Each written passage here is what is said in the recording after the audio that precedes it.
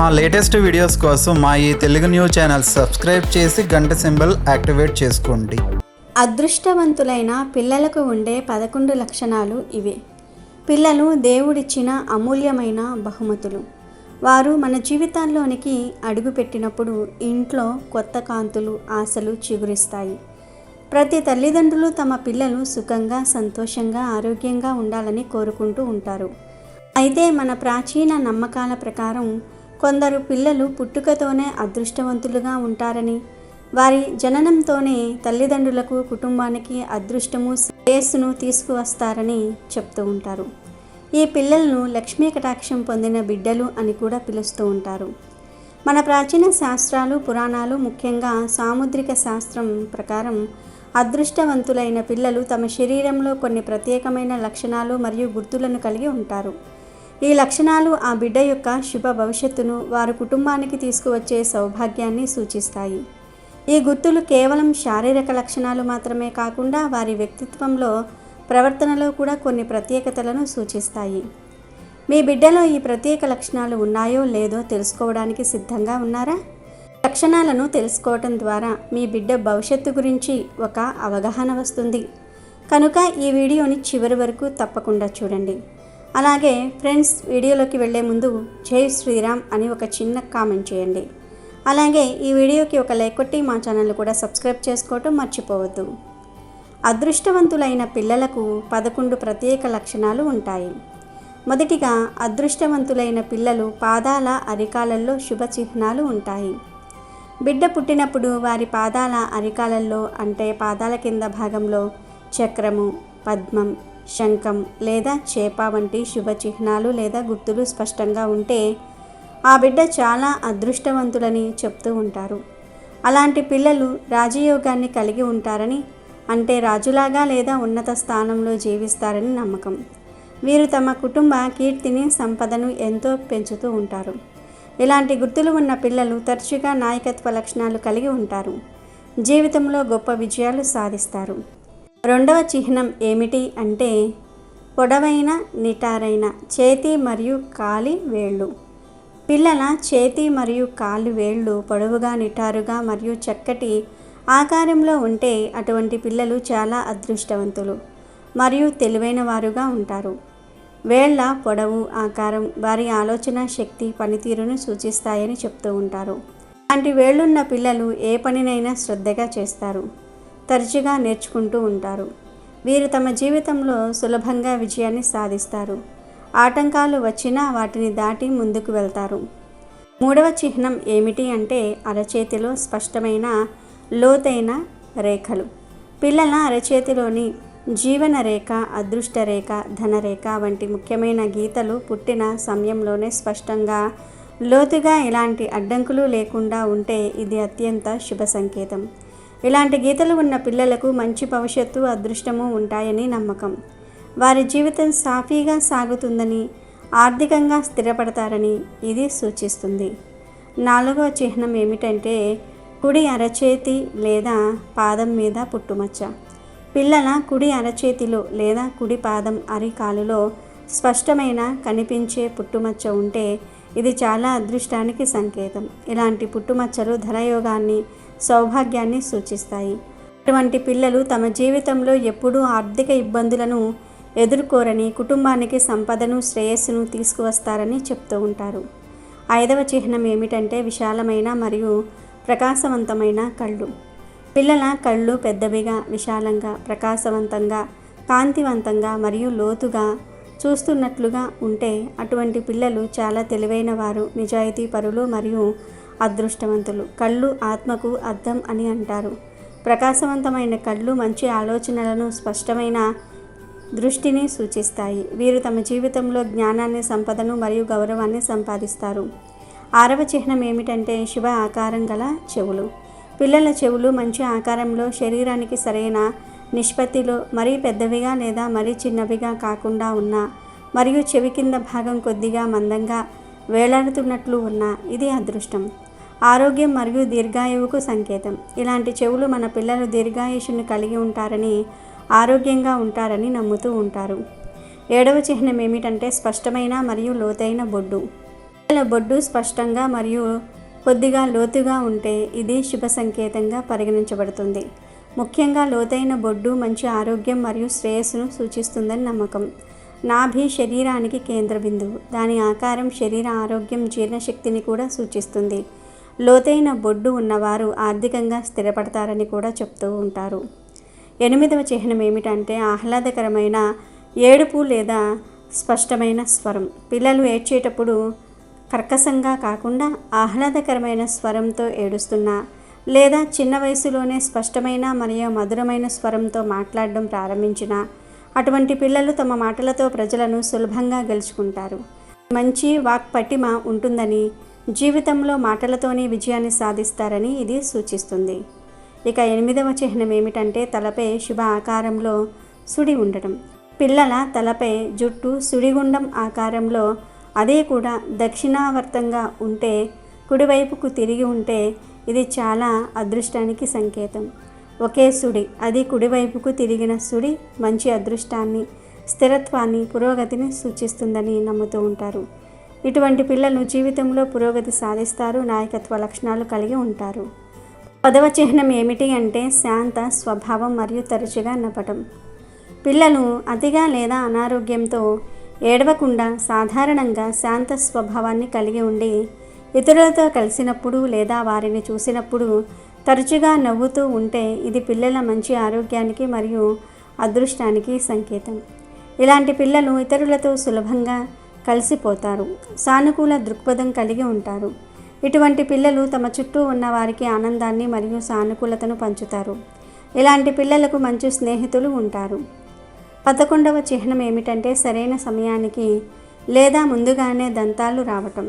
పిల్లలకు వైద్యపరంగా ఆరోగ్యకరమైనదిగా పరిగణించే సమయానికి, అంటే సాధారణంగా 6 నుండి 12 నెలల మధ్యలో కానీ లేదా అంతకంటే కొంచెం ముందుగానే దంతాలు రావటం ప్రారంభిస్తే ఇది పిల్లల మంచి ఆరోగ్యము, దృఢత్వం మరియు జీవితంలో ముందుకు సాగే వేగాన్ని సూచిస్తుంది.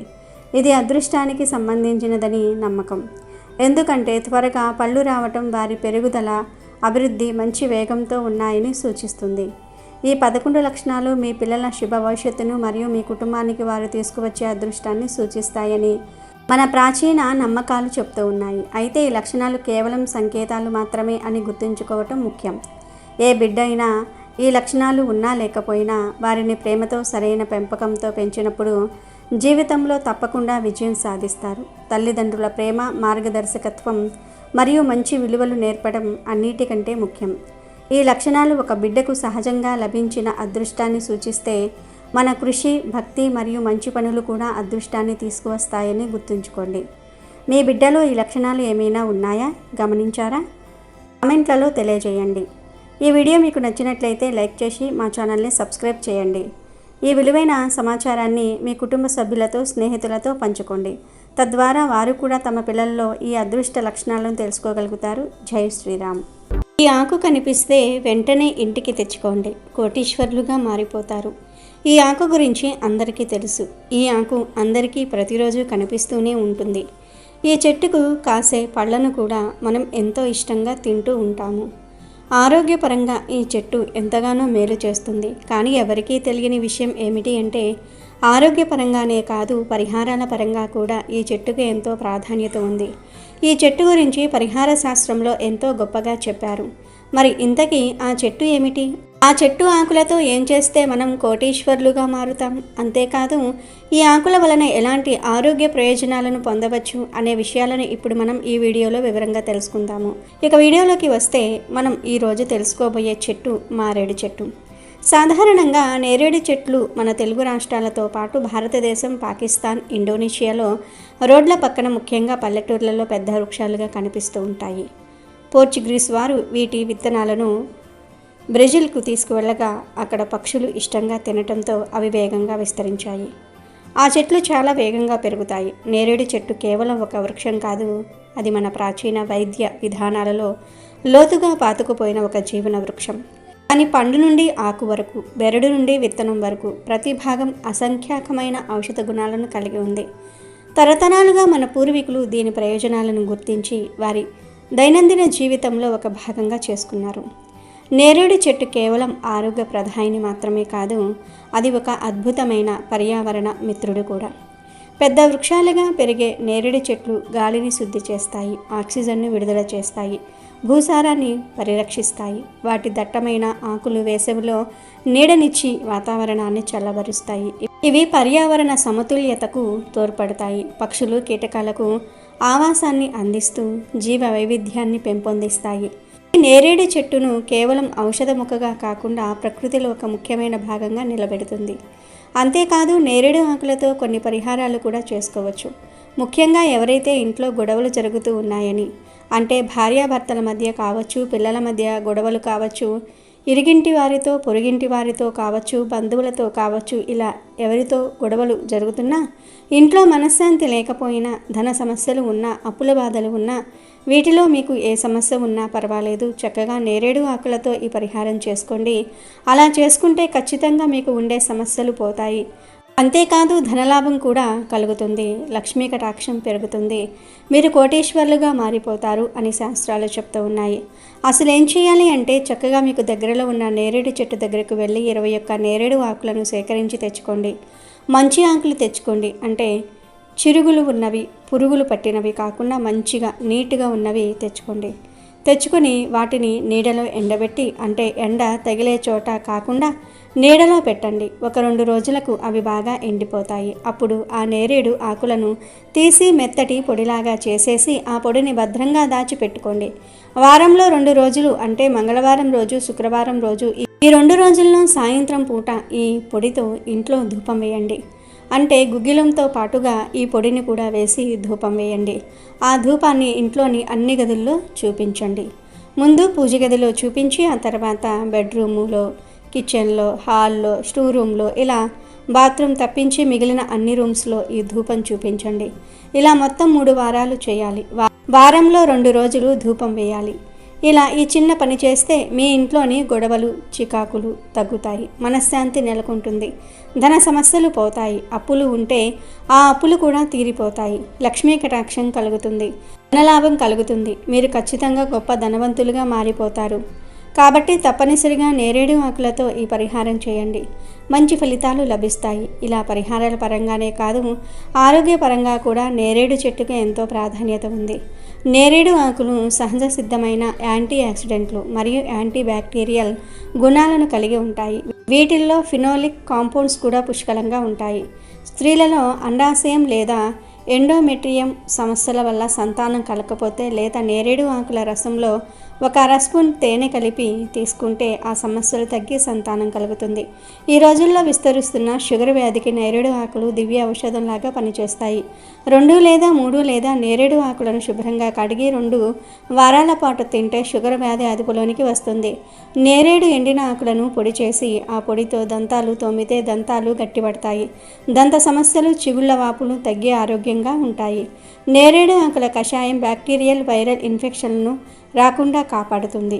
10 నుండి 15 గ్రాముల నేరేడు ఆకులను కడిగి దంచి రసం తీసి దానికి 3 నల్ల మిరియాల పొడి కలిపి రోజుకు 2 సార్లు తాగితే కిడ్నీల్లో రాళ్లు కరిగి మూత్రం ద్వారా బయటకు పోతాయి. నోటి దుర్వాసన ఉన్నవారు 1 ఆకును నమిలి కొంతసేపు నోట్లో ఉంచుకొని ఊసేస్తే తాజా శ్వాస వస్తుంది. ఈ నేరేడు ఆకుల కషాయంతో పుక్కిలిస్తే దంతాలు కదలటము, చిగుళ్ళు వాపులు తగ్గుతాయి. నేరేడు ఆకుల రసంలో పసుపు కలిపి పురుగులు కుట్టిన చోట దురదలు, దద్దుర్లకు రాస్తే అవి తగ్గుతాయి. గొంతు నొప్పి తగ్గడానికి, స్వరం మధురంగా రావడానికి తరచుగా నేరేడు ఆకుల రసంతో పుక్కిలించాలి, లేదా లేత ఆకులను నమిలి నీటితో పుక్కిలించాలి. మొలల సమస్య ఉన్నవారు 20 నిమిషాలు నేరేడు ఆకుల రసంతో చిటికెడు పంచదార కలిపి రోజుకు 3 సార్లు 1 వారం తీసుకుంటే మొలల సమస్య తగ్గుతుంది. 2 నేరేడు ఆకులను పేస్ట్ లాగా చేసి చిటికెడు ఉప్పు కలిపి ఉదయం సాయంత్రం తీసుకుంటే డయేరియా తగ్గుతుంది. గుప్పెడు నేరేడు ఆకులు, గుప్పెడు మామిడి ఆకులు కలిపి 1/2 లీటరు నీటిలో 5 నిమిషాలు మరిగించి ఆ నీటిని రోజు మొత్తం కొద్ది కొద్దిగా తాగుతూ ఉంటే వాంతులు తగ్గుతాయి. నేరేడు ఆకులకు యాంటీ బ్యాక్టీరియల్ గుణాలు ఉన్నాయి కాబట్టి రక్తం కారే గాయాలకు, పుండ్లకు ఆకులను దంచి పేస్ట్లాగా చేసి రాస్తే త్వరగా తగ్గుతాయి. లేత నేరేడు ఆకులు నమలటం లేదా కషాయాన్ని నోట్లో వేసుకుని పుక్కిలించటం వల్ల నోరు శుభ్రపడి తాజా శ్వాస వస్తుంది. ముక్కు నుండి రక్తం పడుతూ ఉంటే 10 ml నేరేడు ఆకుల రసాన్ని తాగితే ఆ సమస్య తగ్గుతుంది. ఇది పొట్టలో గ్యాస్ సమస్యను కూడా తగ్గిస్తుంది. జ్వరం వచ్చినప్పుడు నేరేడు ఆకుల కషాయం తాగితే వెంటనే తగ్గుతుంది. 2 గ్లాసుల నీళ్లకు 4 ఆకులు వేసి 5 నిమిషాలు మరిగించి ఈ కషాయం తయారు చేసుకోవచ్చు. ఈ నేరేడు ఆకుల కషాయం నిజంగా ఒక మిరాకిల్ కషాయం. ఇది షుగర్ వ్యాధిని నియంత్రిస్తుంది, నోటిపూత, నోట్లో పుండ్లను తగ్గిస్తుంది, ఆడవారిలో నెలసరి సమస్యలను సరిచేస్తుంది, బీపీని కంట్రోల్ చేస్తుంది, శరీరంలోని ఫ్రీ రాడికల్స్ను తొలగించి క్యాన్సర్ రాకుండా చేస్తుంది, రక్తాన్ని శుద్ధి చేసి కిడ్నీలో రాళ్లను కరిగిస్తుంది, మూత్రం సక్రమంగా జరిగేలాగా చేస్తుంది, నాడులకు నాడీ కణాలకు బలాన్ని ఇచ్చి ప్రతి అవయవానికి రక్త సరఫరా జరిగేలాగా చేస్తుంది. దీన్ని తరచుగా తాగితే రోగనిరోధక శక్తి అద్భుతంగా పెరిగి ఎలాంటి వ్యాధులు వైరస్లు రాకుండా 100 సంవత్సరాలు బ్రతికేలాగా చేస్తుంది. ప్రస్తుతం చాలామంది ఈ కషాయాన్ని త్రాగటం మానేశారు. అందుకే ఎన్నో వ్యాధులు వస్తూ ఉన్నాయి. ప్రకృతి మనకు ఎంతో ఆరోగ్యాన్ని ఇస్తుంది. దాన్ని మనం సద్వినియోగం చేసుకోవాలి. ఇక ఇప్పుడు నేరేడు పండ్ల గురించి తెలుసుకుందాం. నేరేడు పండ్లు వగరుగా, తీయగా, కొద్దిగా పుల్లగా ఉంటాయి. పచ్చిగా ఆకుపచ్చ రంగులో ఉండే ఇవి పండిన తర్వాత ఊదా రంగులోనికి మారుతాయి.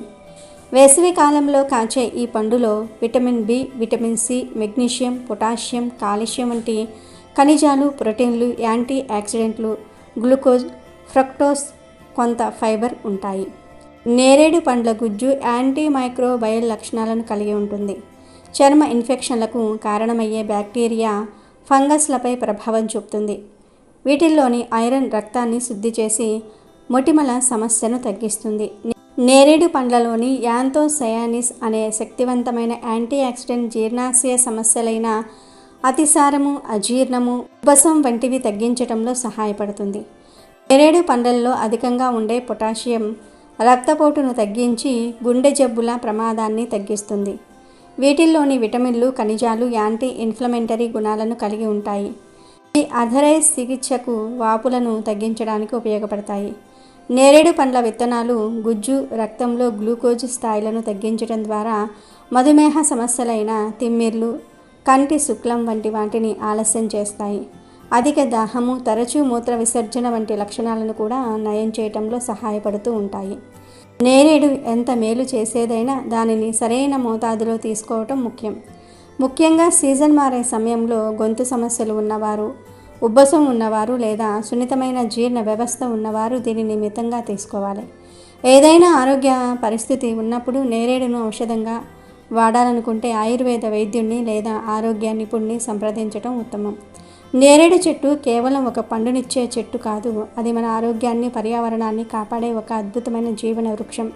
దాని ప్రయోజనాలను అర్థం చేసుకుని సరైన పద్ధతిలో సద్వినియోగం చేసుకుంటే మనం ప్రకృతితో అనుసంధానమై ఆరోగ్యకరమైన, ఆనందకరమైన జీవితాన్ని గడపవచ్చు. వీడియో నచ్చితే లైక్ చేయండి, షేర్ చేయండి, బట్ సబ్స్క్రైబ్ చేసుకోవడం మర్చిపోవద్దు.